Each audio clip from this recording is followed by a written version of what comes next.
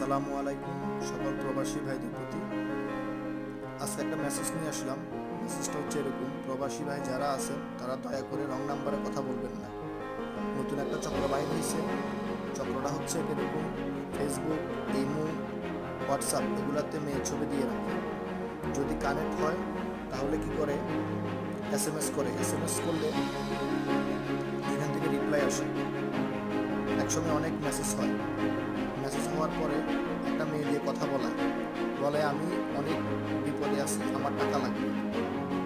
তো এই চক্রটা এখন বাইরে হয়েছে। আমাদের এখানে কিছু প্রবাসী ভাই এই টাইপে পড়ছে।